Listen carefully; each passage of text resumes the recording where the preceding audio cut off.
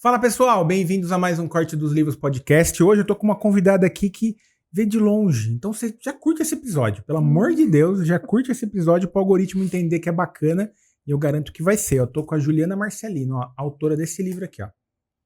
Vamos falar dele hoje, a professora e a aprendiz, lições sobre gestões e conflitos. A gente vai falar de filosofia hoje, que é um papo que eu amo, vai ser um papo incrível, então curte que vai ser bom, tá bom? Ju, obrigado. Vou chamar você de Ju porque não consigo. Juliana é muito formal. Juliana parece que tá brigando, né? É muito formal. Obrigado por você estar aqui. Muito legal ter você aqui. Quando você lançou o livro, eu falei na hora, né? Você lançou, já fui lá, ó, tiver em São Paulo, me avisa pra gente gravar. Então, um prazer ter você aqui no Corte dos Livros podcast. Eu que agradeço. É uma honra, uma alegria enorme, até porque eu sou ouvinte e uma ouvinte assídua. E eu acho os convidados extremamente legais, então assim, é uma grande responsabilidade estar aqui. Você vai tirar de letra, eu tenho certeza. Ju, para começar, assim, se apresenta para a audiência, quem é a Juliana, brevemente ali, o que você já fez, sua formação, para depois a gente entrar no livro e no como está o seu momento hoje. Tá bom, vamos lá. Eu sou uma pessoa curiosa desde que nasci. Tá. Falando em ser, eu acho que é muito isso. Uhum. Eu nasci no interior de Goiás, uma cidadezinha pequena. Tá. Fui para a capital, assim como a maioria das pessoas lá fazem estudar, com 15 anos. Tá bom. Então, a minha primeira formação foi direito, sou advogada de formação. Lá em casa só tinha 3 opções, eu era direito, engenharia ou medicina. Então, eu já sabia que eu era de humanas e fui para o direito. Por muito tempo eu achei que eu precisasse engavetar meu diploma, porque eu já sabia que não era o caminho que eu queria seguir. Mas hoje eu vejo que me serve muito. A bagagem jurídica sempre me ajudou bastante, então eu não me arrependo. Acho que foi uma formação bem necessária para quem eu sou hoje. Tá bom. Depois disso eu advoguei um bom tempo. Fui para o corporativo, e aí eu sempre fui apaixonada pelo corporativo. Eu fiquei um tempo no jurídico e fui para a gestão do negócio mesmo. Tá bom. Quando eu fui para Manaus. Morei em Manaus 4 anos. Caramba. E fui gestora de um shopping, de um shopping center. Eu fiquei muito tempo nessa área. Foi quando eu fiz mestrado em administração de empresas no Uruguai. Eu já tô entendendo o porquê do conflito, meu Deus. Muito. Já tô imaginando. Tem um fio condutor aí. Parece que é muito diferente uma área da outra, mas tem um fio condutor. A gente vai chegar lá, mas eu já criei na minha cabeça algumas coisas. Né? E aí fiz o mestrado em administração de empresas, achei que ficaria na gestão de negócios assim, até aposentar. Só que a vida me propôs uma outra mudança drástica também. Meu marido fazia medicina em Manaus, até por isso que eu fui. E nós decidimos voltar para Goiás, para o interior de Goiás. Quando a gente voltou para uma cidade de 10 mil habitantes. Então, eu era gestora de um shopping que transitavam 30 mil pessoas por dia. E eu voltei para uma cidade de 10 mil. E eu falei, e agora, né? O que vai ser? Tanto que nesse primeiro ano do nosso retorno, eu fiquei 1 ano ainda em Manaus. Ficava 15 dias nessa cidade, 15 dias em Manaus, fazendo essa transição e pensando o que eu ia fazer da vida. Tá bom. Até que uma amiga fez uma ponte nessa cidade que a gente morava. Tem uma indústria de laticínios. Bem grande a empresa, bem estruturada. E ela fez uma ponte, eles me chamaram para conversar, os 2 sócios, para entender meu currículo, isso bater um papo e ver se seria possível. Mas, assim, na minha cabeça não era possível, né? De shopping para indústria e, enfim, eu não conseguia ver ali algo que fosse possível. Tá bom. E aí, no meio da conversa, eles falaram assim, mas assim, se fosse para você escolher uma área, né, pra gente pensar em oportunidade aqui. E eu lembro que a minha resposta foi, o meu negócio é gente. E de fato é. Meu negócio é gente, ainda continua sendo. E eles falaram, a gente tem uma oportunidade no RH, você topa? E, bom, é um risco para vocês e para mim, porque o RH respondia para mim naquele momento, mas eu não entrava na operação, né? E aí eu topei e, assim, foi a grande virada da minha vida lá. Eu sou eternamente grata a eles Porque aí eu comecei realmente a estudar desenvolvimento humano, eu me apaixonei pelo RH, fiquei lá 7 anos com eles. Caramba. Sim, só que nos 2 últimos já em transição. Tá bom. Porque aí o meu marido, de novo, para facilitar a minha vida... Mudou de lugar de novo. Pro interior do Mato Grosso. Tá. Que é onde você tá hoje? Que é onde eu tô hoje. 1.000 quilômetros de qualquer aeroporto.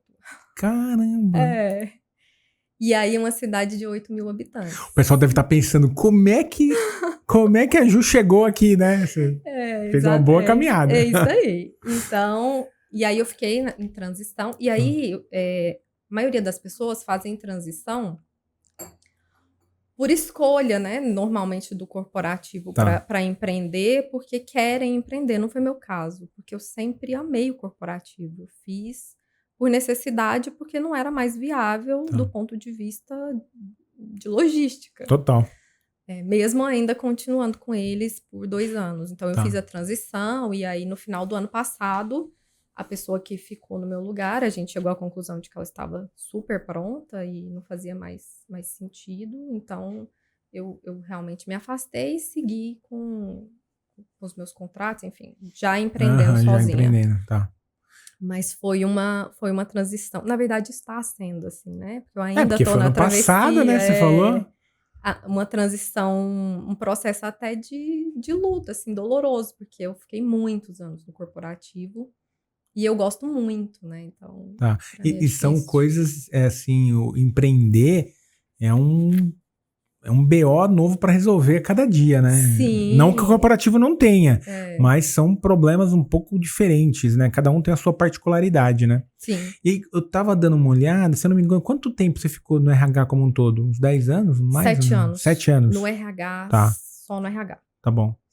Eu tenho uma curiosidade. Sim. Agora, que eu sempre vejo seus stories lá do Great Place to Work. Sim.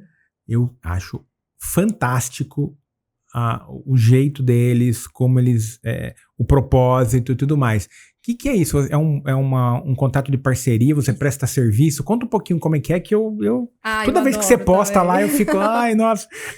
Eu adoro, e assim, eu sou apaixonada pelo ecossistema. Porque Total. assim, eu sou partner do ecossistema, da GPTW e do ecossistema há mais ou menos 1 ano e 8 meses. Então, desde que eu tomei a decisão de sair da cadeira executiva, eu comecei a buscar contatos e parcerias para viabilizar empreender, né? Viabilizar a consultoria. Então, eu faço consultoria e treinamentos. Então, eu fiz parceria com o Sebrae, eu fiz diversos trabalhos para o Sebrae e fiz esse vínculo com a GPTW, que funciona num formato de parceria. Então, eu posso tanto comercializar os produtos deles, quanto oferecer produtos para os clientes que estão buscando ou selo, ou depois de que buscou o selo. Então, eu faço muito trabalho de análise dos resultados e elaboração do plano de ação junto com os clientes. Então, assim que eles recebem o resultado, a gente analisa em conjunto. Para ver onde precisa acertar, para daí conseguir depois. Acertar, o que precisa fazer, onde precisa focar. A gente monta um plano de ação, eu acompanho durante o ano, normalmente, para a próxima pesquisa. É como se fosse uma consultoria. Exatamente. Assim. Uma consultoria para quem não sabe o que é. Explica para o pessoal aqui o que é o GPTW. É um selo, né, das melhores empresas para trabalhar. É uma consultoria global que certifica essas empresas. E ao contrário da grande maioria das certificadoras, por exemplo, eu que trabalhei em indústria, já passei por várias certificações. Mas como que funciona? Normalmente o auditor vai lá na empresa, faz a análise dele, tira as conclusões e diz, você está certificado ou você não está certificado. Tá bom. GPTW não, são os próprios colaboradores que vão dizer se a empresa está ou não certificada. Entendi. Então, é uma pesquisa, e as pessoas acham normalmente que é só o selo, que o mais importante é o selo. O selo é bem importante porque está ali sinalizando, de alguma forma, que a empresa, né, atende os requisitos, atende. Né? Mas nem de longe o selo é o mais importante, porque é uma pesquisa extremamente profunda. ela traz informações valiosas para a empresa. Sim. De como que ela tá, qual que é o cenário, qual que é o diagnóstico, né? O que ela precisa fazer. E assim, é uma pesquisa validada no mundo inteiro, muitos anos. Né? Eles são extremamente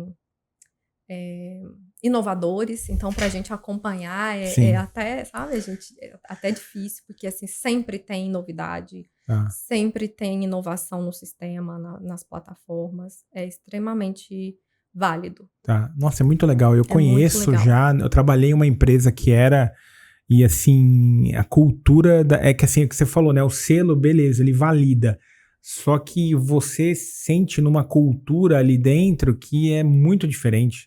Porque como você falou, como é os colaboradores que participam, né, da pesquisa e tal, o selo ele é a consequência de um ambiente bom, né, um ambiente de crescimento, com segurança psicológica e tudo mais. Então eu acho fantástico. E é altamente transformador. Quando a gente acompanha o processo dentro das empresas, então eu tenho um cliente que já está no terceiro ano. Tá bom. E quando a gente olha para trás, lá para o primeiro, a evolução é muito grande. Muito. Entendi. Porque aí, assim, a tendência é que vai melhorando. Então, a gente melhorou, a régua subiu. No próximo, a gente já vai melhorar outras coisas. Tem que ser reavaliado todo ano? Todo ano. Tá. Todo ano. Tá bom. O selo vale por um ano. Tá. Então, se a empresa quiser manter o selo, obrigatoriamente ela vai passar pela pesquisa todo ano. Tá bom, que demais. Nossa. É muito legal. Eu imaginei, quando eu vi o selinho de partner, eu imaginei, eu acho que a Ju deve dar consultoria e tal. Eu sou muito fã do jeitão deles, do propósito, assim, eu acho fantástico. É muito legal. E aí eu faço, além das consultorias, eu faço treinamentos também. Tá. Que aí, porque a grande base da GPTW, na verdade, assim, se a gente falar assim, o que uma empresa precisa para ser considerada, boa. Né, para atingir o selo. Se eu puder resumir em uma palavra, a base de toda a pesquisa é confiança. Então, tá tudo bom. gira em torno disso. E quando a gente fala em confiança, o que tem mais peso dentro desse processo, normalmente, é a liderança. Tá bom. Total, né? Então, a gente trabalha muito com a liderança. Muitos treinamentos com a liderança. É porque a liderança, ela replica a cultura, né? Também, ela cuida de pessoas. Faz todo sentido. E o líder, ele tem que... É difícil falar tem que, né? Mas o líder, ele deveria cuidar adequadamente das pessoas, né? Sim. E o que a gente mais percebe é que a gente... É o básico. A gente acha que nossa, um processo complexo, demorado, difícil, a gente precisa buscar ferramentas. É o básico. É o feijão com arroz. Sim. Fundamento. Tá, os conceitos, né? Exatamente. Os conceitos e os fundamentos. É que o pessoal tropeça na pedrinha sempre, né? Sim. É muito louco isso. Que legal. Não, eu adoro isso. Eu adoro. Eu sou fã deles. Acho incrível, assim. Eu já era, e depois que eu comecei a participar do ecossistema, eu fiquei muito mais. Eu imagino. Porque eles são extremamente coerentes. Tá. Eles vivem o que eles pregam. Tá bom. Tá. Eu vi um TED uma vez acho que é o melhor TED que eu já assisti. Eu não vou lembrar de quem que é. Depois eu tenho caminho pra você, mas acho que você tá no ecossistema, você deve ter visto já. Que é de um funcionário... Cauê.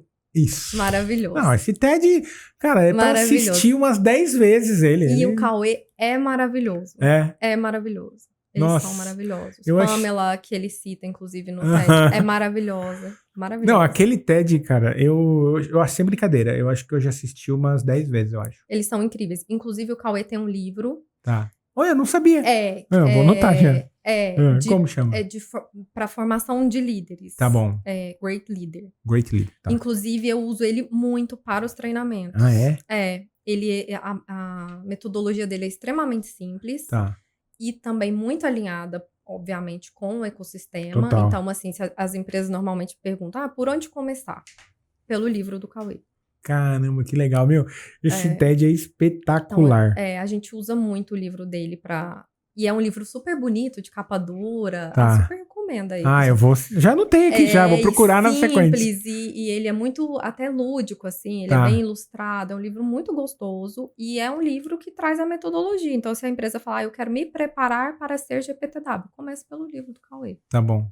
Que legal. Nossa, animal. Sensacional. Vamos entrar no livro agora? Vamos que eu tô curioso, que tem algumas perguntas.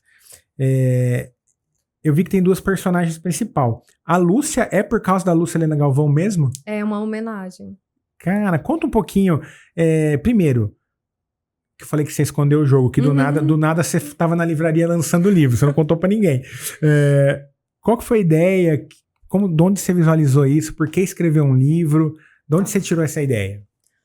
Bom, escrever um livro eu acho que sempre foi o sonho da minha vida, assim. Sabe quando a pessoa tem um sonho de, enfim, sonho de jogar futebol, sonho de cantar? Pra mim, porque a minha vida desde criança sempre foi entre os livros, assim. Eu sempre gostei muito. Então, escrever sempre foi um sonho. Tá bom.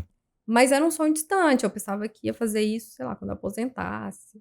Algo assim. Eu nunca pensei em fazer um livro comercial, nem nada disso. Aí veio a pandemia. Foi quando eu conheci a professora. Em casa, a gente conheceu muita coisa. Nossa, na pandemia. Né? Acho que muita gente se redescobriu, né, na pandemia, né? E aí, na pandemia, eu assistia muito a professora. Eu acho que eu assisti quase todos os vídeos do canal. E na pandemia, no auge da pandemia, assim, cepa de Manaus, eu perdi meu pai. Ah, entendi. Tá. E foi um período muito difícil, porque eu era muito ligada a ele, assim. Muito. Não, fica tranquila. Eu imagino. A pandemia deixou cicatrizes aí, né? Bem profundas. E aí, depois desse período difícil, eu comecei, e também por encontrar a filosofia, eu já gostava, mas aí nesse momento eu aprofundei muito, porque a professora trouxe a filosofia para mim de uma forma muito mais gostosa, né? Muito mais simples. Diferente do que a gente aprendeu na escola, né? E eu fiz filosofia do direito, embora eu já gostasse muito, era uma filosofia diferente. Né? Era tida como doida de gostar da aula de filosofia, né? E a professora, ela simplificou, ela fez esse ficar encantador, então ela já virou uma referência para mim ali. E a filosofia te traz questionamentos profundos da vida, né? Porque eu tô aqui, qual que é o sentido disso aqui? E eu comecei a pensar que eu queria fazer algo que fosse realmente, que tivesse sentido para mim, e a história do livro voltou. Eu comecei a escrever. E eu já tinha muito conteúdo sobre caminho. Eu sempre flertei muito com o caminho do meio, porque o caminho do meio, ele me trazia um conforto com quem eu sou. Tá bom. Porque eu normalmente, quando eu entrava em algum conflito, eu sempre achei que as duas partes tinham razão. Tinha um pouco de razão. Sim. Eu, inclusive, recebi vários rótulos na vida, né? Por isso, assim, uns bonitinhos, assim, ela é diplomática, ela é conciliadora, e prudente, uns não tão legais, assim, ela entendi. é falsa, em cima do muro. Não toma partido, Não toma partido, você precisa se posicionar, coisas do tipo. Então, o caminho do meio, ele sempre me trouxe esse conforto de falar, faz sentido, né? Já vem com Buda aí. Sim, total. Né? Ninguém inventou isso do nada. Era o que eu já acreditava. Então, eu comecei a escrever, já tinha bastante conteúdo. E um dia, eu sempre andei muito na estrada, né? Dirigi muito. Tá bom. Trechos longos. Até pela cidade ser mais interior, né? Sim. E eu tava ouvindo uma palestra da professora, que ela fala sobre as polaridades, inclusive de um livro do Sirihan. Quando eu ouvi a palestra, eu falei, é isso, assim, todo mundo precisa ouvir essa palestra. Tá bom. E eu pensei, talvez se eu levar do meu jeito, de uma outra forma, talvez chegue em outras pessoas. Tá bom. Algum dia, de alguma forma. Foi o que eu pensei. Então, eu peguei essa palestra, a base dessa palestra, e criei os diálogos entre a professora e a aprendiz, em vários cenários, cenários que fazem sentido para mim, por onde eu já passei. Então, tem um pouco da minha história ali dentro também. Então, a base da primeira parte do livro são esses diálogos Tá. que são baseados nessa palestra da Tá bom, professora. do caminho do meio. Do caminho do meio. Tá bom. E aí tem uma segunda parte um pouco mais técnica, mas também muito simples, com o que eu aprendi durante Carreira, esse processo. E algumas referências. É quase que como uma coxa de retalhos, assim. Tá Eu bom. fui pegando referências que para mim fazia sentido, simplificando e organizando isso de alguma forma. Assim. Entendi. Animal. Eu adorei. Eu achei que um livro sobre conflito, ainda mais em 2020, desde, sei lá, né? Desde as últimas. A gente não vamos entrar em política, que é um assunto chato, mas a gente vive esse negócio dos extremos, né? Ou é um lado ou é um outro. Mas eu também sou muito alinhado disso. Eu me julgo uma pessoa prudente. Você leu Descubra Seus Pontos Fortes? Sim, adoro. O meu 2 é prudência. Então, tipo, eu sou assim também. Eu sou prudente, eu tento analisar tudo. Eu acho que quando tem um conflito ou uma discussão, alguma coisa, talvez a gente não tenha todo o contexto de tudo e a gente sai dando uns pitacos às vezes, né? E no mundo que a gente vive hoje, de cada vez mais esse apelo que a mídia também puxa isso de ou é só extrema direita com extrema esquerda e as pessoas equilibradas ficam ali no meio do sem entender nada que está acontecendo, né? Mas é um tema muito relevante para o momento. Sim, sim. Porque a hora que eu vi a capa e eu vi o subtítulo aqui de conflito, eu achei legal e muito pertinente, porque eu leio bastante, você sabe? E eu não vi tanto, assim, no meu campo de visão, livros sobre conflitos. E poucos que puxam esse tema da polarização e do fanatismo, porque eu acho até é um tema muito sensível. Então, eu tenho falado muito na educação e na educação pública. Uhum. E, inclusive, foi uma grata surpresa, porque não foi nada planejado, porque é um ambiente que tem sofrido muito com isso. Tá, entendi. Né? Então, eles... E as primeiras negociações foram muito difíceis. Eles pediram para ver conteúdo e como eu faria essa abordagem, porque é um tema extremamente sensível. Total. Né? Então, poderia gerar mais problemas do que ajudar. Tá. Então, eu tento abordar de uma forma muito lúdica, muito simples, muito isenta, assim, para não... Até os exemplos, para não cair no fanatismo também. Porque senão... E dentro da polarização. Total. Não, total. Ô Ju, e como é que foi, agora você falou, né, que teve algumas surpresas, como é que foi a recepção do mercado, das pessoas, das empresas com o livro? Tipo, ele te posicionou de uma outra maneira, você está recebendo convite, eu vi que nessa viagem que você veio para cá, para chegar aqui, né, e a Ju, cara, fez uma viagem toda, palestra, um monte de coisa, aí chegou aqui em Jundiaí para gravar, mas ela passou uma semana visitando, dando palestra e tal. Como é que foi a recepção do mercado? Como é que o mercado recebeu isso? Então foi uma grande e grata surpresa. Porque eu escrevi o livro dentro de um contexto corporativo ainda, com abordagem filosófica, mas dentro do meu contexto, que sempre foi corporativo. E aí, tive 3 negativas de editoras antes de conseguir a editora que publicou, até por conta desse contexto filosófico também. É que, desculpa te cortar, mas eu vejo que a filosofia, eu sou apaixonado, mas assim, muito por causa desse momento que a gente vive, a filosofia, ela não é comercial, digamos assim. Não é comercial. Ela ninguém quer saber comercial. Ninguém quer saber disso, sabe? Nada comercial. E então eu me preparei para isso. Então assim, o livro sempre foi a realização de um sonho. Eu não tinha nenhuma pretensão comercial com o livro, eu nunca tive. Bom, o livro nasceu e na primeira semana eu fiz o pré-lançamento do livro no meu Instagram, que é um Instagram pequeno. Sim. Né? Mas tem uma audiência ali, né? Mas assim, mas eu nunca imaginei que poderia movimentar, enfim. Não tinha grandes expectativas. Tanto que fiz o planejamento do livro antes, com a expectativa muito baixa. Tá. Eu falei, não tem muito pra onde. Mas olha que legal, isso também é um pouco da filosofia, né? Sim, a gente, fica ali, não, vamos alinhar as expectativas aqui, porque senão se você coloca também uma expectativa muito grande, você podia se frustrar em algum momento. Foi uma expectativa realmente bem abaixo. Tá. Eu fiz o planejamento com a editora e eles falaram, a Amazon normalmente a quantidade de pedido é de tanto a tanto. Eu falei, não, então vamos pro mínimo. Tá. E é isso, talvez vamos ficar na primeira tiragem, pra mim tá tudo certo. Tá. E é a realização de um sonho, é isso. Tá bom. Tá bom. E aí a gente fez o pré-lançamento na primeira semana. Com menos de uma semana eu acordei com a mensagem da editora. Tá. Assim, olha, a gente tem... Ele falou, desculpa estar te mandando essa hora, era, acho que antes das 7 até. Tá. Mas é que eu tenho uma notícia muito boa. Eu falei, a gente esgotou os livros da Amazon. A primeira tiragem foi inteira. Já foi. A gente não tem livros para te mandar.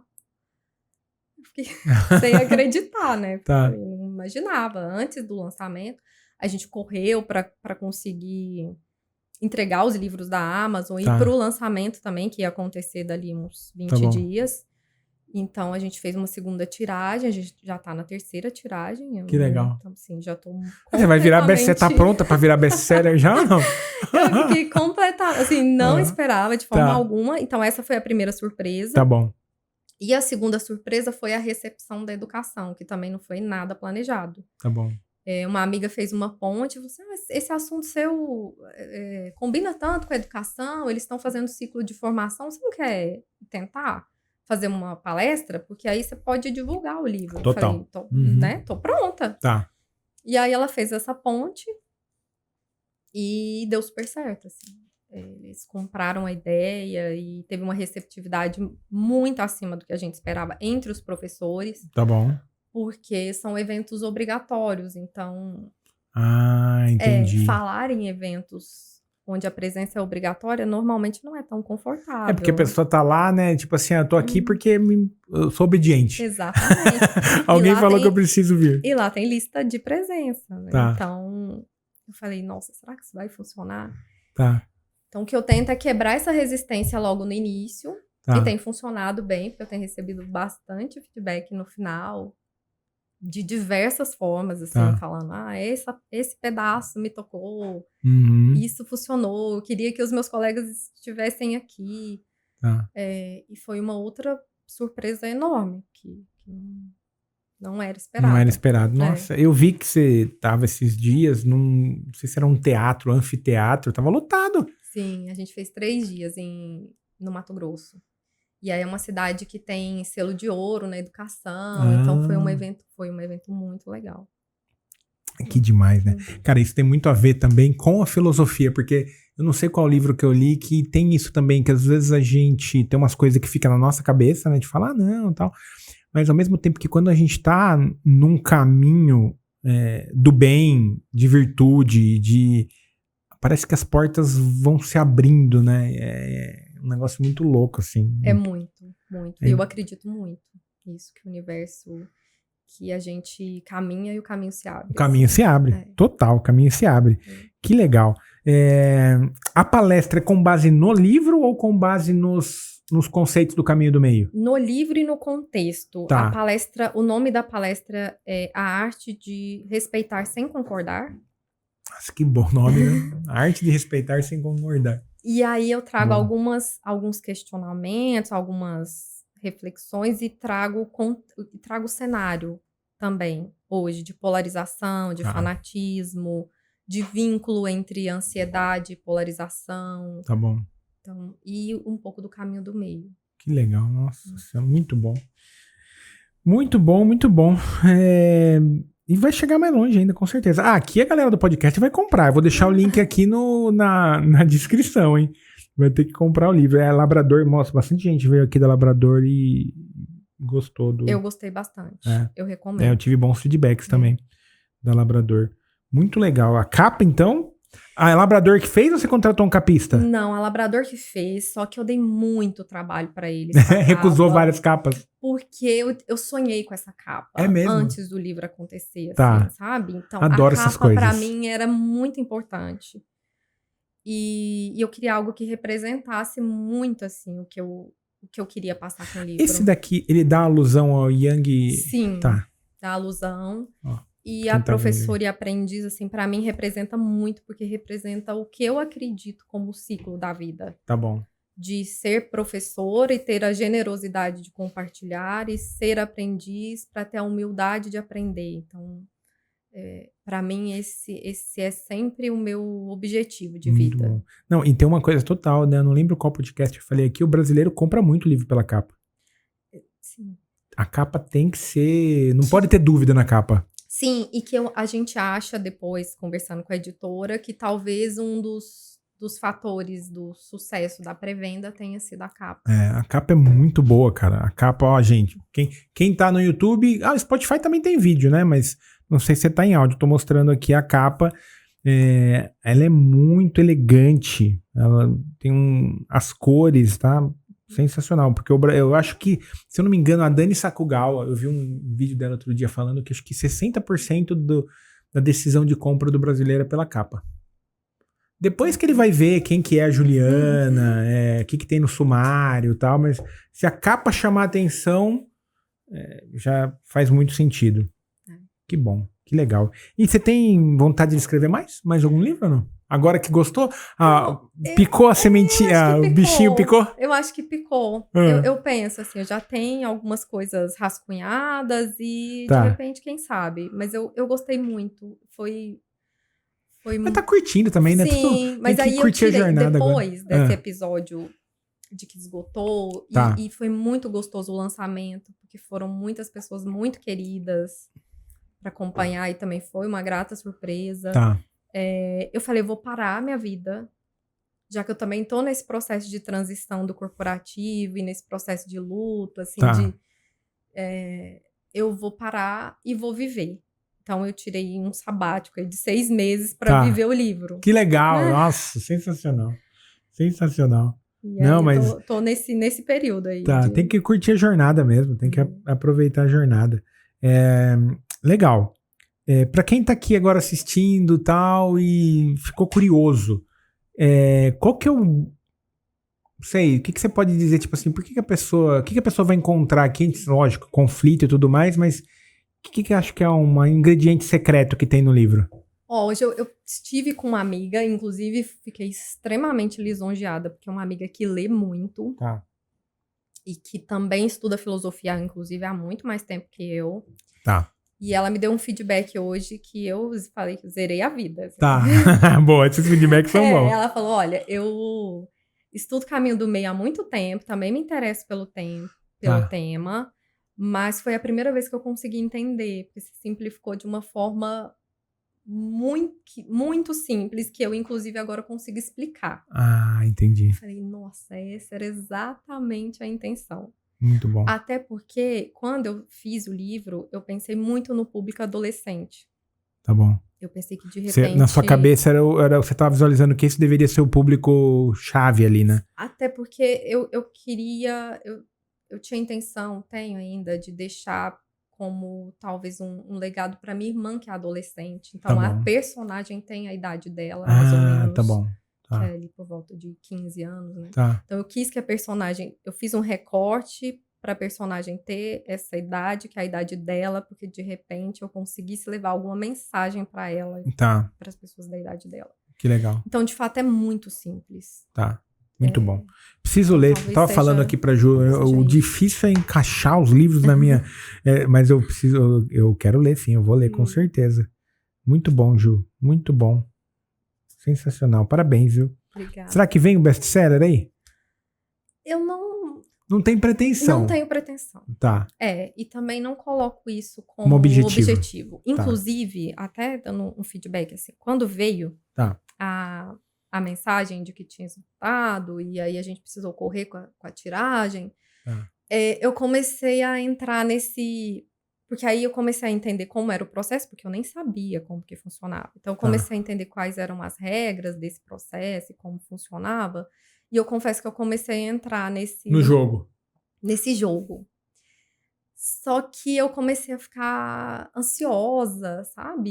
E tentando... Aí eu comecei a buscar assessoria de imprensa, e enfim. E aí um dia eu parei e falei, não é isso que eu quero. Tá. Não que eu não Tava meio queira. se distanciando do grande Sim, propósito, talvez. sim. Não que eu não queira, óbvio que Tá. se algum dia acontecer, vai ser um motivo de, nossa, imensa alegria. Uhum. Mas não é esse, assim, não foi esse o objetivo. E aí eu lembrei do propósito inicial e falei, não vou. Muito bom. Muito bom. Quando eu lembro a palavra conflito na minha cabeça, assim, eu li recente um livro na minha comunidade que é o Comunicação Não Violenta. Você leu? Marshall Rosenberg, adoro. Muito bom, né? Muito bom. Ele é base de alguns dos meus treinamentos. E foi assim, eu sempre tive bons feedbacks do Comunicação Não Violenta, mas eu achei, assim, superou muito a minha expectativa. Muito. É incrível. Muito bom, muito didático. Apesar de ser uma leitura densa, é um livro pequeno, você fala assim, não, dá pra ler tranquilo. Mas ele tem ele traz uma densidade pra leitura, fica um pouco assim, não é todo mundo que talvez vai conseguir adaptar e ler. Mas eu achei maravilhoso. Maravilhoso. Nossa. De fato, ele é denso. Não é uma leitura... não é uma leitura fácil, né? Fácil, não eu achei incrível. Eu acho ele um livro bem técnico, né? Tanto que a gente usa muito dentro do desenvolvimento humano como base de formação. Achei espetacular. Que nem, por exemplo, pra mim, você falou no começo que você é curiosa, né? Eu também sou muito curioso. Mas, por exemplo, coisas que eu não tinha parado... Sabe quando você não tinha parado pra observar de verdade as necessidades que as pessoas têm e que a gente não tem ideia, às vezes? Eu acho que ele tirou um véu, assim, né? Sim. Eu achei que aí depois dele a gente não consegue mais... Eu brinco e falo assim, tem coisa que você vê e não dá pra desver mais. Não dá pra desver. É igual o Ferreirinha lá, que o paladar não retrocede. Isso, é mais ou menos nessa linha. Total, é a mesma coisa. Sim. Porque daí, a hora que ele começa a falar das necessidades escondidas que não estão na mesa, você começa a parar e falar assim, cara, é verdade, né? Porque às vezes nem a gente coloca as nossas necessidades com clareza nas conversas. Sim. Nossa, eu achei maravilhoso. É incrível. E depois disso, quando você vê uma pessoa muito alterada, fora de si, né? Muito, enfim, no confronto, você pensa, qual será a necessidade da pessoa, né? Perfeito, porque você começa a enxergar, assim, eu começo a enxergar tudo que é necessidade. É tipo assim, a pessoa tá ansiosa, tem alguma necessidade por trás não atendida, que talvez nem ela saiba, eu não consigo enxergar também, mas acho que assim, no final, uma aula de empatia que às vezes a gente julga muito, né? Muito. A gente é muito julgador. E a gente julga com base na nossa visão de mundo, com base no que a gente já leu, com base nas nossas experiências, mas de fato a gente não sabe o que tá por trás do outro. É até meio filosófico, né? É muito filosófico. Só que, tipo, é um negócio muito, assim, óbvio. E que a galera às vezes não percebe também, né? Não, e a gente julga e rotula. Rotula. Eu falo bastante disso na palestra e até de uma forma meio cômica, assim. Mas a gente rotula rápido e usa esse rótulo. A gente reduz a pessoa normalmente a um rótulo. Coloca a pessoa numa caixinha, ela fica ali, essa é a minha visão sobre ela e acabou. Sim, e será que isso é justo, né? Reduzir uma pessoa a um ponto de vista? E tem tudo a ver com conflito, né? Tem tudo a ver com conflito. Tem bastante. Normalmente é aí que o conflito nasce. Total. No rótulo. Nossa, no rótulo, muito bom. Muito bom. Ô, Ju, como que é? Tô curioso agora, que você falou... Primeiro assim, ó, antes de a gente entrar na versão Ju leitora, quais são os projetos agora? Você vai continuar nessa... Você tem algum cronograma agora, tá sendo chamada para palestra? Como que tá o seu momento, assim? O que tá para acontecer aí nos próximos meses? Esse mês, esse semestre, na verdade, eu travei a agenda. Então, eu atendo 3 clientes que eu já atendia, de PTW, até porque é um processo anual, eles precisam de suporte.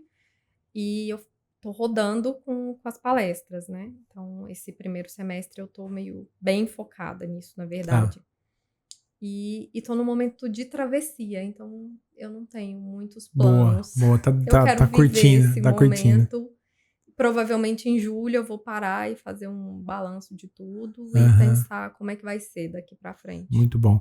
Chegou no Selena Galvão já o livro ou não? Chegou, inclusive, antes de publicar o livro, eu pedi autorização pra ela. Ah, porque você ia citar, tá? Aí ela deu ok. Embora a personagem é uma personagem Fictícia, total. Chama Lúcia, eu quis falar com ela, então eu tive a oportunidade de encontrar com ela. Que legal.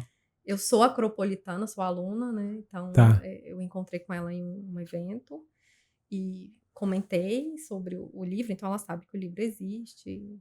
Que legal. Já chegou. Chegou. Que legal. Muito bom, muito bom. Então, ótimo. Chegou na pessoa inspiradora aí. Excelente. Eu vou fazer a leitura, depois eu te conto o que eu achei. Dever de casa. E como você falou no começo que leitura sempre esteve ali na sua vida e tudo mais, né? Conta um pouquinho, como é que foram as suas primeiras experiências com a leitura, desde criancinha, como é que surgiu a leitura na sua vida?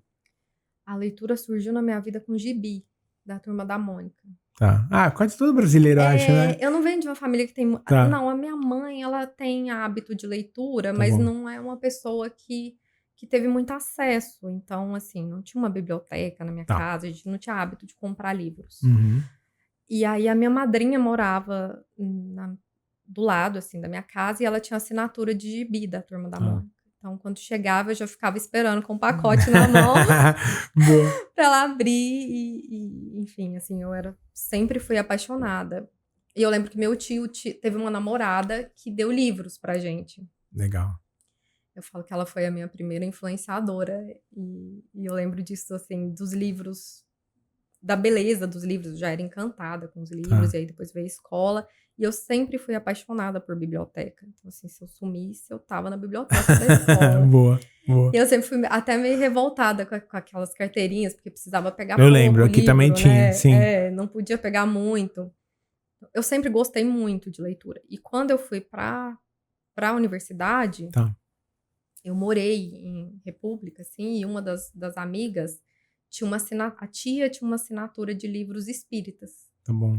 E eu acho que essa foi a época que eu mais li e a época que eu virei leitora mesmo. Pra valer, assim, né? Pra valer, porque eram livros maiores. Uhum. E tinha prazo para devolver. Então, ela trazia os livros da tia e no final de semana levava. Então, eu precisava ler rápido. Como eu queria ler todos... Você dava uma acelerada. Eu acelerava. Então, eu lembro de mudar de lugar porque eu tava com o pescoço doendo, com o corpo doendo, para eu conseguir terminar. E aí, ali, eu virei leitora, assim... Eu leio por hobby. Tá bom. Mesmo. Tá. Eu sou suspeito, não vou nem falar o meu aqui, que eu vou atrapalhar. E dentro dessa sua jornada de leitura, tem um livro, aquele livro super marcante, aquele que você fala assim, não, esse aqui existe uma Ju antes e uma depois. Nossa, tem vários assim, mas tem um incrível, que é A Bailarina de Auschwitz. Eu li já. Ele me tocou profundamente, aquele livro. Assim. Ela escreveu o livro super velhinha já, né? Super. Ela é uma inspiração pra mim, inclusive por esse motivo. Depois veio A Liberdade é uma Escolha, que é maravilhoso também. Que inclusive é uma indicação da Dani Trolesi, que fez a nossa ponte aqui. Olha só. Eu falo que as indicações da Dani, elas são alto nível, né? Então eu passo sempre na frente. Passa na frente, a Dani. Sempre. A Dani acho que foi episódio 11, 10, alguma coisa assim. Maravilhosa, Dani. E aí, esse livro me impactou muito. Dani vai estar assistindo, né, acho, né? Eu acredito. Eu acho que sim, Dani. Um beijo. Muito bom, muito bom. Obrigado por você ter vindo aqui e ter feito a ponte aqui com a Ju. A Bailarina de Auschwitz, realmente. É um baita livro. É incrível. Tem vários outros. Eu gosto muito de Clarice Lispector. Então, A Hora da Estrela é um livro que eu adoro. Minha esposa fala muito desse livro. Ela já falou pra eu ler. Ela vai assistir isso aqui, ela vai puxar minha orelha. Eu adoro. Ela já falou incrível. muito pra assistir. Pra assistir, não, pra ler ele. Aí, pra filosofia, Khalil Gibran, incrível. O Profeta. Eu acho que é um dos meus preferidos, assim. Se eu falar, top 3. É muito difícil pra mim um top 3. O top 3 é muito difícil. Mas Khalil Gibran, talvez tá na lista. Entre nesse top 3. Vamos fazer, eu tenho os livros que você acha que o pessoal deveria ler. Vamos fazer um de filosofia? Vamos. 3 livros de filosofia você acha que o pessoal podia dar uma atenção e ler? O Profeta. Khalil Gibran, o primeiro, porque ele é muito simples, e é muito profundo e é lindo. Lindo, ele é um livro emocionante, assim. Não tem como ler Khalil Gibran e continuar do mesmo jeito depois. O Profeta. O Profeta. Eu vou anotar. Bhagavad Gita é incrível também. Também não tem como ser a mesma pessoa depois que lê Bhagavad Gita. E Bhagavad Gita é um livro que eu acho que a gente precisa ler em muitos momentos da vida. Ah, sim. Nossa, é aquele tipo de livro que você... É que também a gente muda ao longo do tempo, né? Mas sempre você consegue extrair um aprendizado diferente. Sempre. Assim como o Rio, né? A gente não passa... eu adoro eu adoro. A gente não entra duas vezes no mesmo rio. É a mesma lógica. Eu acho que de qualquer livro, mas o Bhagavad Gita mais. Tá, boa. Eu não li ainda. Preciso ler. E um da professora Lucilena, A Lógica e a Inteligência da Vida, é meu livro de cabeceira. A Inteligência da Vida? A Lógica e a Inteligência da Vida. Tá. É lindo também. Boa. A filosofia tem Caibalion também, é excelente. É também mesmo? Não tem como. Você sabe que eu comprei e eu não li ainda. Caibalion é um livro que não tem como ser a mesma pessoa depois. É mesmo? Porque ele gira chaves, assim, de simples, que não tem como não entender coisas da vida depois de ler ele. Entendi. Nossa, é incrível. Eu preciso ler, fiquei curioso agora. Eu tenho em casa, eu comprei, tá lá junto com um monte de outros que eu preciso ler, mas eu quero muito ler. Eu ouvi um podcast uma vez do Jerônimo Temel, sabe quem que é o Jerônimo Temel? Sim. E o Jerônimo tava falando desse livro, ele ficou acho que uns 40 minutos falando desse livro, né? E na época eu fiquei muito assim, falei, nossa, cara, eu preciso ler isso aí, porque... É incrível. É porque ele simplifica muito as leis da vida. E depois dele, é mais ou menos a lógica do comunicação não violenta. Não dá pra desver. É isso. Caibalion não tem como desver. Boa. Muito então, bom. Filosofia tem muitos, né? Mas... E fora da filosofia? Eu leio muito desenvolvimento humano, leio muito livro do corporativo também, né? Então, liderança. Vamos na liderança. O do Cauê. É? Caramba, eu anotei aqui, já vou comprar. O do Cauê. Agora, eu gosto muito de Brevidade Inteligente também. Nossa, de esse livro é maravilhoso. Inclusive, eu vou fazer um treinamento na próxima semana com base nele. Foi maravilhoso. Muito. Tô lendo O Caminho do Artista, também tô gostando bastante, até comentei. Sim, é muito bom. Tô gostando bastante. O primeiro, né? O Caminho... O primeiro. O segundo é da escrita. A gente conversou lá, ela lançou O Caminho do Artista de 12 semanas. Sim. Aquele de 12 semanas, né? Tá. Gosto muito dos clássicos, eu gosto muito do Jules Verne, da Viagem ao Centro da Terra, adoro. Tá. Eu gosto muito de romance. Você lê bastante? Muito. Chimamanda, eu adoro. Ela lançou um novo, você viu? Vi, eu li, eu gosto muito do Hibisco Roxo, acho que é um dos meus preferidos. Tá. Gosto muito de Chimamanda. Eu vi que ela lançou Gosto muito de um que chama Água Fresca para as Flores. Olha que nome bom. Pra quem gosta de romance, eu acho muito bem escrito, uma história... Eu tô me desafiando no romance, viu, Ju? Eu sofro um pouquinho. Eu fico muito... É que tem dois aspectos. Tem um assim... Eu treinei muito a minha audiência com um livro de comportamento. Uhum. E aí, o que acontece? Quando eu pego pra ler romance, eu ainda não consegui, talvez é um ponto de melhoria meu, eu não consegui ainda criar conteúdos de um jeito que eu consigo transformar ele em aprendizado. Porque eu penso assim, qualquer livro dá pra você extrair algum tipo de aprendizado. Sim. Eu não consegui ainda pegar um insight para transformar um livro de romance, por exemplo, ficção, em, o que eu aprendi com isso? É um ponto de melhoria meu. Então eu acabo lendo mais comportamento porque eu sei que as pessoas também esperam isso de mim. Sim. E aí eu preciso balancear tudo isso, sabe? Mas eu gosto. Teve vários livros que eu li de lazer, assim, que eu acabo nem criando conteúdos às vezes, porque eu falo, cara, não sou bom nisso, a audiência não espera, vai flopar, então eu não vou nem investir meu tempo, mas eu leio.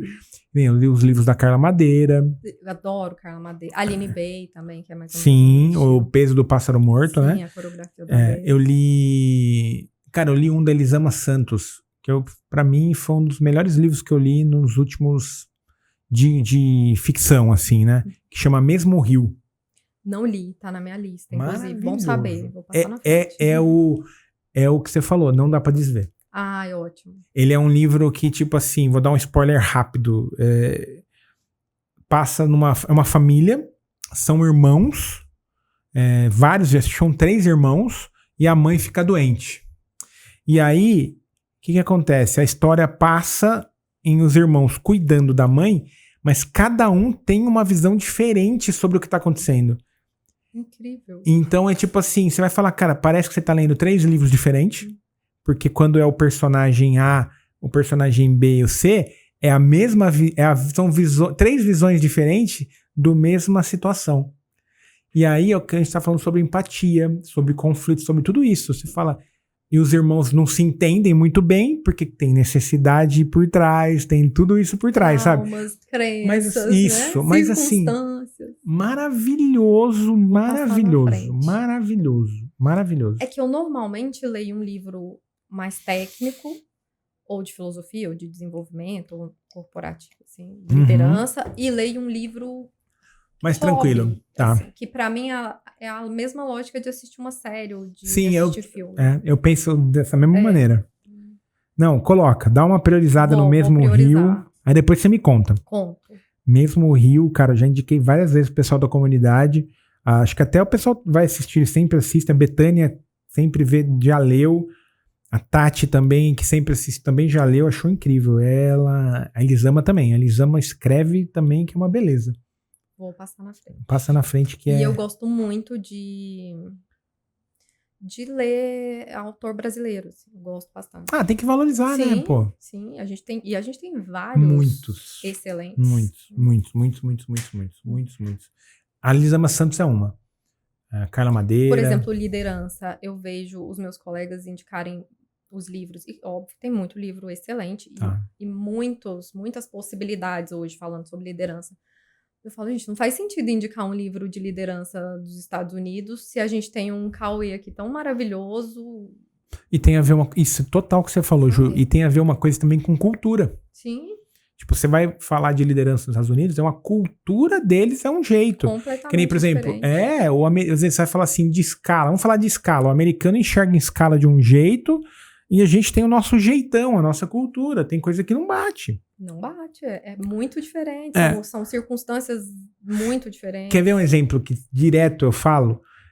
Por exemplo, a pessoa está empreendendo. Eu sou empreendedor, eu quero buscar um livro de empreendedor. Aí ela vai, nada contra, tá? Ela vai ler o livro do Elon Musk. Lê o livro dos empreendedores aqui do Brasil, que tá mais perto, que tá mais perto da realidade. Sim. O cara tá muito longe. E às vezes até uma exceção. Exatamente.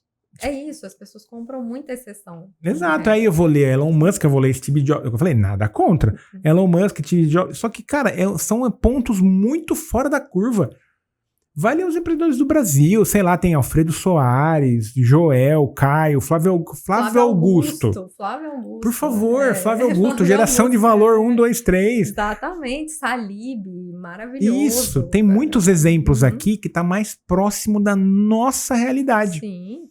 E que, inclusive, convivem com a carga tributária do Brasil, Total. Com a legislação trabalhista do Brasil. Total. Então, o pessoal peca. Por isso que eu tenho o meu slogan lá, que eu falo que você não gosta de ler porque você lê errado. Porque o pessoal toma umas decisões e aí fala assim, não, eu vou aplicar, que nem, por exemplo, tem um livro do fundador do Netflix, muito bom. A regra é não ter regras, eu acho. Se eu não me engano. Eu dei uma folhada nele, mas eu não... É ótimo. Só que, cara, que você traz pro contexto do Brasil, algumas coisas não funcionam. Outro muito bom também, As Cartas de Bezos, do Jeff Bezos da Amazon. Maravilhoso. Mas você fala, será que eu consigo aplicar isso no meu contexto? Então, às vezes, dá uma moral pros empreendedores aqui. Tá mais perto, tá mais próximo da nossa realidade. Ele empreendeu no nosso país. Exatamente. Que já faz toda a diferença. Exatamente. Senão a gente fica só dando moral, né? Igual eu falei, nada contra. Mas talvez você vai conseguir, às vezes, pegar um insight mais palpável, pegar uma dica que faz mais sentido do que ficar lendo a turma de fora. Exatamente, concordo. Pessoal... total. E estendo isso para os romances também. Exato. Temos excelentes escritores aqui. Dá bem pra gente... Total. Igual exemplo, a Elisama Santos. Maravilhosa. Aline B, Carla Madeira. Não, você vai ler Colin Hoover, vai ler todas as galera hypadas lá de fora. Legal, lê, mas lê a galerinha daqui também, né? Exatamente. Lê a turminha nossa aqui que é bom também. Ju, o que é óbvio pra você e o pessoal não percebe? Só tropeça. Que filosofia não é coisa de gente chata. Muito bom. Filosofia muito bom. é necessário e é muito legal e transforma a vida. Muito.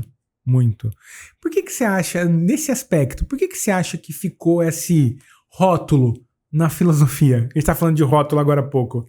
Como eu venho de uma formação jurídica e no direito a gente tem uma formação filosófica, eu acho que ela ficou muito condicionada a um ambiente muito intelectualizado. Tá bom.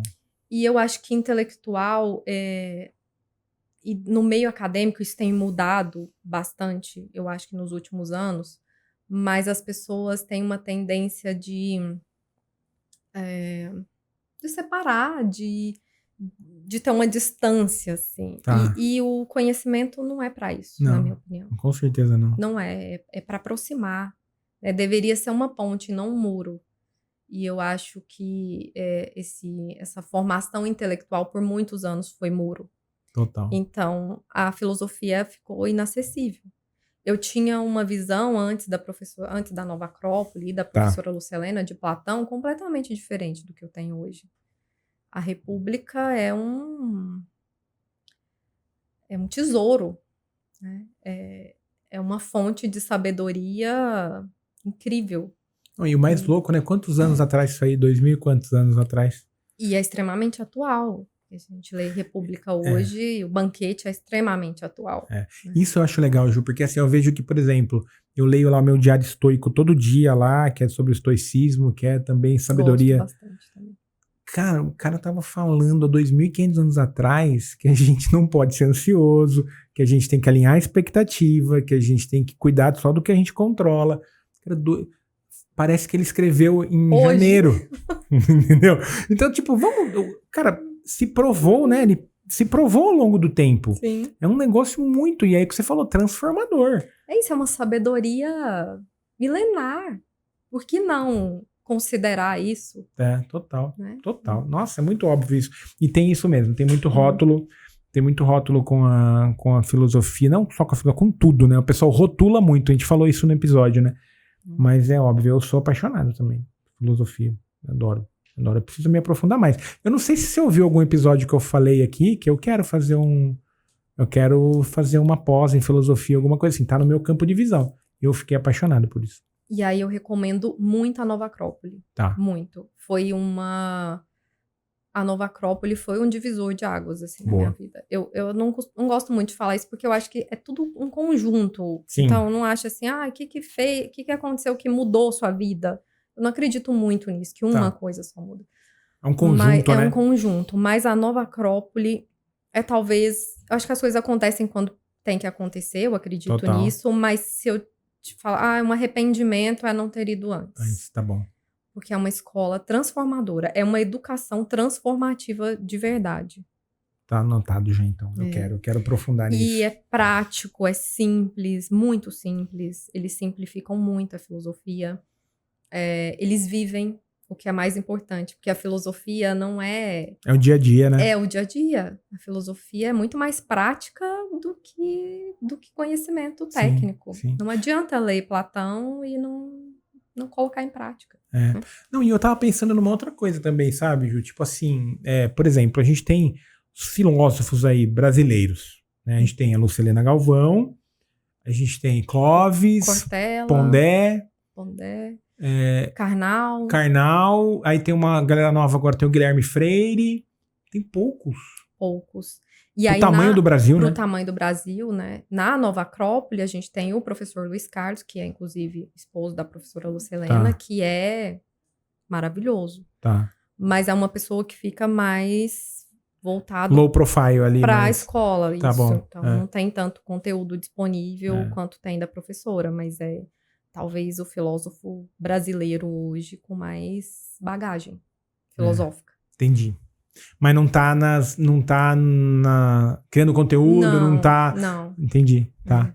Não, tem que ter, precisamos formar mais, porque... Precisamos ser influenciadores de filosofia. Exato, exatamente. Esquecendo agora toda a parte filosófica da conversa, olhando para minha carreira, um passo de pensar em filosofia é muito por isso. É tipo assim, eu tô vendo que não tem muitas coisas por aí, e eu acho que é um negócio que tem que chegar mais longe, e vai chegar um momento que é o curso natural da vida, que a gente não vai estar mais com esses filósofos aqui. Sim. E a gente precisa formar uma geração nova. Sim. Então eu vou entrar nesse... E a gente precisa levar essa filosofia o quanto antes para os adolescentes, para que eles não demorem tanto a encontrar a filosofia. Eu gostaria mudar a vida. muito, total, eu ia falar isso, Ju. Eu gostaria muito de ter cruzado com a filosofia quando eu tinha uns 20 anos ali, 18 anos. Eu até cruzei, mas cruzei em um formato que não era tão captou, didático, né? tão legal, né? Faz muito sentido. Mas eu vou mergulhar nesse negócio aí, você vai ver. Você pode esperar aí um negócio para aqueles planos de 5, 10 anos, você vai ver nesse meio aí em algum momento. Ótimo, por favor, precisamos. Pode me cobrar. Qual que é o seu superpoder? Você vai emprestar assim pra Dilson. Dilson, vou emprestar esse superpoder aqui pra você. Eu acho que o poder de adaptação. Adaptação. Eu já mudei 33 vezes. Eu vi esses dias, eu fui, assim, o que eu faço, né? Meu roteirinho tá aqui, né? Você olhou até e falou, nossa, que organizado. Muito organizado, gente. Eu sou assim, ó, meu roteiro, gente. Muito. Tem aqui, ó, check, ó. O que eu vou fazendo, eu vou dando um checkzinho. Aqui sou eu, ó, eu sou metódico assim também, ó. Aí eu falei, não, eu vou dar uma estudo, eu conheço o Jaju, mas eu vou aprofundar pra montar um roteiro legal. E aí eu vi lá, você falou, mudei 33 vezes. Eu achava que eu tinha mudado bastante, ó. Vou falar rapidinho aqui. Quando eu era novo, pra você ter uma ideia, ó, não sei nem se é assim hoje em dia, mas da minha primeira 8ª série, não sei nem como que é hoje em dia, se é isso ainda, né? Mas da minha primeira 8ª, cada ano eu fiz uma cidade diferente. Quando meu pai também ficava... Mudei bastante. Mudei, acho que... Eu não sei. Depois eu vou perguntar pra minha mãe. Minha mãe assiste. Mãe, conta aí quantas vezes a gente mudou. Vai passar. Não vou. Acho que é menos. Com certeza é menos. Mas minha mãe conta aí, depois você me fala. Não lembro. Mas assim, foi isso. Da primeira 8ª, meu pai tava sendo transferido de trabalho, trabalhava no banco. Aí ele ia mudando, a gente ia junto. E eu mudei muito também. Daí eu falei, nossa, 33, isso me passou. Mudei bastante. Então, e mudei para lugares muito diferentes uns dos outros, né? Então, quando eu fui de Goiânia para Manaus, parecia outro país. É muito diferente a Amazônia. Depois, e aí Manaus, uma cidade muito grande. Para o interior de 10 mil habitantes, muito diferente também. Agora eu tô na região do Araguaia, que tem ali o Parque do Xingu, também muito diferente. Você posta uns stories lá no meio do mato lá, da fazenda. É fazenda? Eu moro na fazenda. Maravilhoso, tá louco. Eu tenho um bosque lá também, que eu moro num condomínio que tem uns bosques lá, eu adoro verde também, né? Mas é muito legal. E isso tem a ver também, né, de a gente que tem a ver com a filosofia, vocês estão aí falando, esse papo de filósofo aí não tem nada a ver. Estar próximo à natureza, como os nossos ancestrais faziam, sabe? Hoje a gente está muito também hiper conectados, tem vários estímulos. Ter esses momentos com a natureza, nossa, de cara. Contemplação, de apreciação, é uma das bases da Nova Acrópole também. Tanto que eles têm uma fazenda, que os encontros acontecem lá, alguns.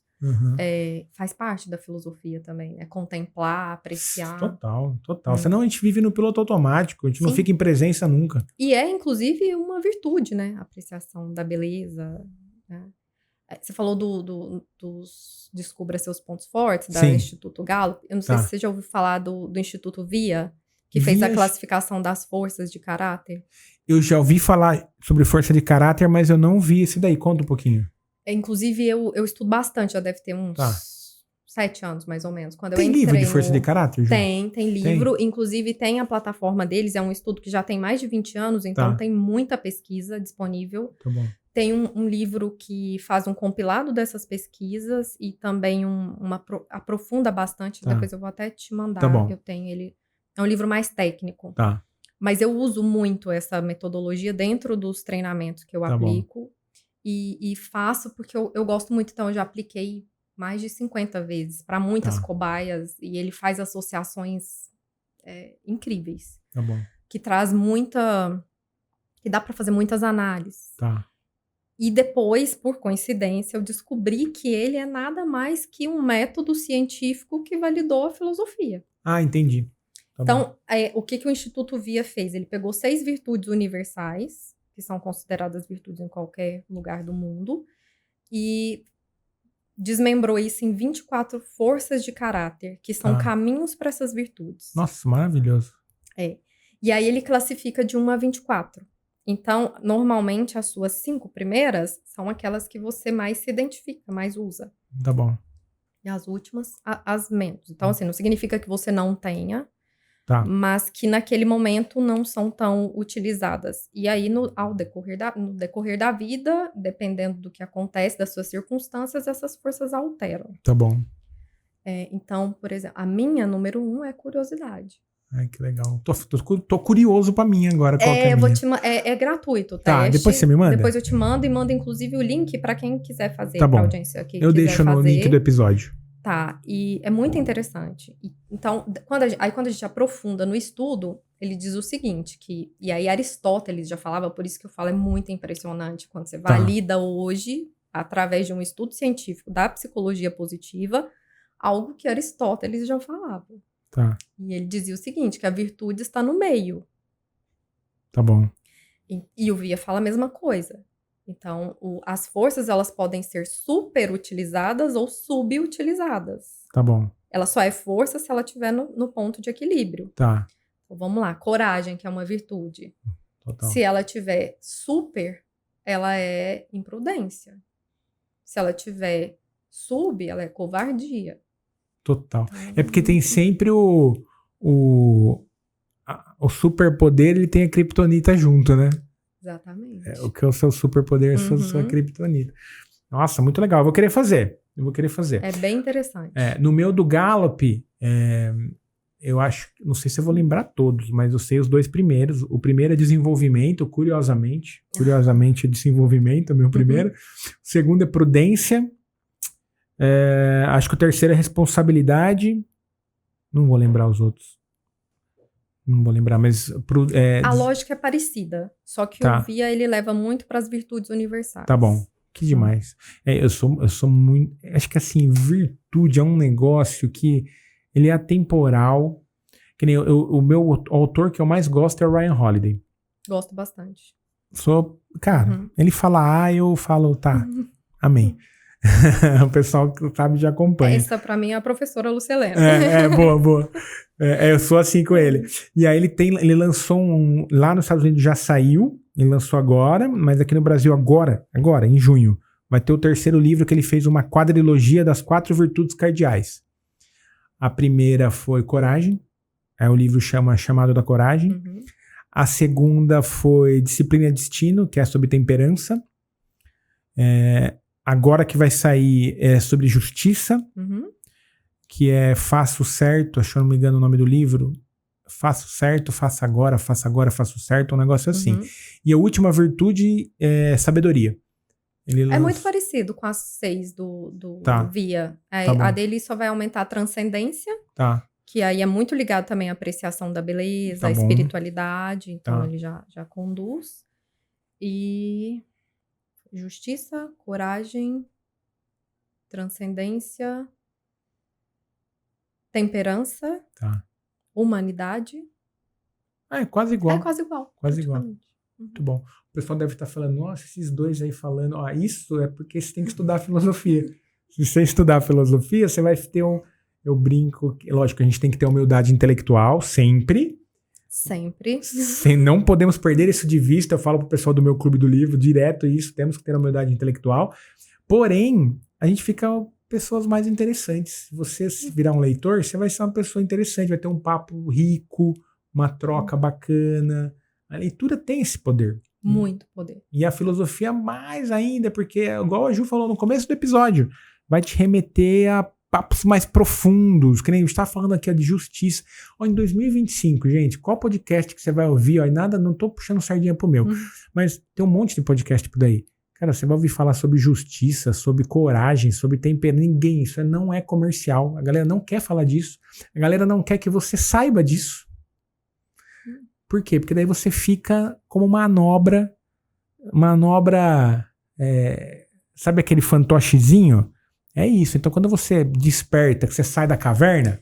É isso. Na hora que você sai da caverna, ninguém mais te controla. Ninguém mais controla os seus pensamentos. A filosofia te dá autonomia. Isso, é isso. Então, ó, estudem, pelo amor de Deus.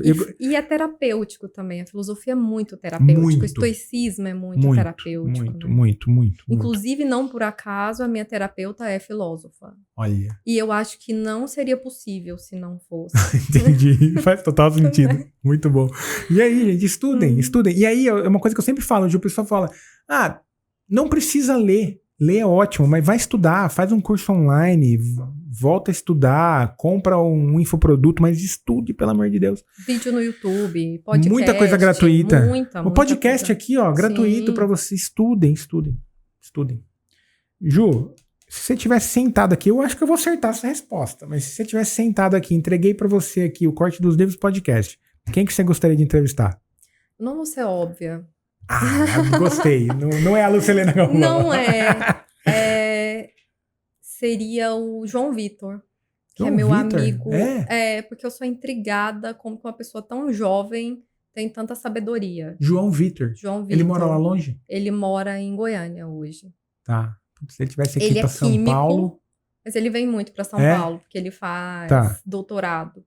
Ele estava aqui, inclusive, semana passada. Ele vai assistir, será? Provável. João, se você assistir, você tá convidado, senta aqui e bater um papo aqui no Corte dos Livros podcast, tá? Fica o convite público. E ele, pra mim, é uma grande referência de que é um papo pra jovem. Porque ele é muito novinho. Então, e ele é químico, inclusive. Ele é um químico filósofo. Fora da curva total, né? Total. Tá. Eu, inclusive, entrevistaria os pais dele pra entender. O que aconteceu, né? Os pais estão convidados pra mim também. O pai dele, inclusive, é o prefeito de Jataí, assim. Tá. Eu gostei, que é, inclusive, um rótulo que a gente normalmente também aplica para o contexto político, que não se aplica ao caso deles. Entendi, que é tipo, a político não presta, tudo isso, né? Os rótulos. Então, assim, eu gostaria, inclusive, talvez, de entrevistar os pais para eu entender. Como que criaram esse menino? Que criaram Porque tem tudo a ver, né? Criação, né? Ele é incrível. Tá. Ele tem um repertório filosófico muito fora da curva. Então tá bom. João, muito acima da média. Caso você esteja assistindo esse episódio, alguém vai te mandar esse trecho. Se você estiver em São Paulo, você está convidado a bater um papo aqui. Muito bom. Ju, passou voando. Eu falei pra você, a hora que você... Ó, deixa eu ver quanto foi. 1h10. Passou. 1h10, 1h12 mais ou menos. Passou voando. Eu adorei o episódio. Foi espetacular. Muito legal ter você aqui. Muito legal você, nessa sua jornada que você está fazendo de Book Trip, que eu adorei o nome, Book Trip. Você ter guardado um tempinho para vir aqui. Fiquei muito feliz. Acho que tenho certeza que a audiência vai adorar. Vou deixar o link do seu livro aqui no episódio. E deixo um recadinho final para quem ficou com a gente até agora. Imagina, foi uma honra. Uma honra, assim. Estou profundamente lisonjeada e agradecida com a oportunidade. Porque, como falei no início, eu sou ouvinte assídua. E uma mensagem final é que eu acho que eu venho do corporativo e vejo isso acontecendo e acho que é muito importante buscar desenvolver habilidades e vejo um movimento muito intenso e aumentando e que bom, acho sim que importa, mas antes das habilidades, as virtudes. Muito bom. Antes das ferramentas, os fundamentos. O básico, né? Sim. E o básico são virtudes e valores humanos. Eu acredito que estamos aqui para isso. Muito bom. Nossa grande missão da vida é ser um ser humano melhor. Então, eu acho que a gente precisa priorizar isso antes das habilidades. Não que elas não sejam importantes e necessárias. Mas antes, a gente precisa olhar para isso. Muito bom. Muito bom. Em qualquer contexto. Gente, é isso aí, ó. Papo filosófico. Falei, no começo eu falei que ia ser bom, hein? Eu falei que ia ser bom. Eu avisei. Não dá pra falar que foi peguei de surpresa, né? Não dá pra falar. Gente, ó, manda esse episódio pra frente, encaminha pra um conhecido, alguém. Vamos fazer o livro da Ju chegar mais longe, ó. Vamos fazer chegar, vou deixar o link dele aqui na descrição do episódio, tá? Agradeço a audiência de vocês. Todas as quartas, às 19h, a gente se encontra com pessoas incríveis igual a Ju, com histórias que, num fundinho, você vai ver que o quanto a leitura transforma vidas. E esse é o grande propósito de ter o podcast. Tá bom? A gente se vê quarta que vem. Até a próxima. E aí?